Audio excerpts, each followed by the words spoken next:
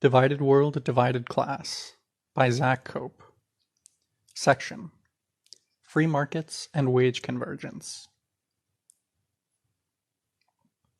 If a free market truly existed, capital would accumulate in and flow to the Third World, generating dramatic rises in Third World wages, relative to the supply and demand of labor.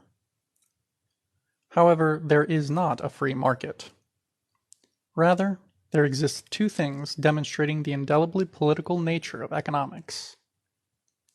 First, there is a system of violent government repression in the Third World, whereby autocratic, quote, free trade regimes are installed, financed, and legitimated by imperialist governments, particularly but not exclusively the USA, to keep wages low and natural resources cheap. At the same time, racist and discriminatory border controls are established that prevent competition between the proletariat of the Third World and the labor aristocracy of the First World.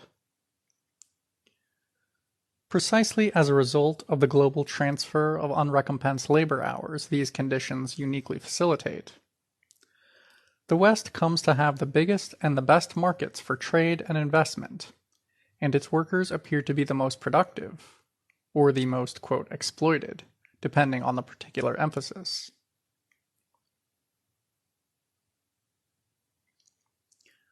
Whether the delinking of Third World economies from the imperialist political economy would result in their becoming substantially richer depends entirely on what the resultant economic surplus is to be used for, and, relatedly, what measure of wealth is being used. Ideally, a combination of autarky and planned trade prices, including for necessary trade with the declining imperialist countries, on the part of a closely aligned international bloc of Third World countries, would have as its main goal the development of the productive forces for the betterment of the lives of the mass of the population, and not simply the bourgeois classes.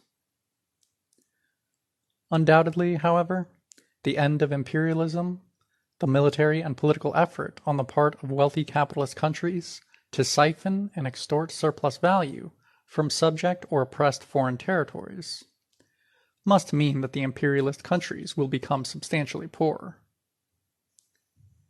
End of section.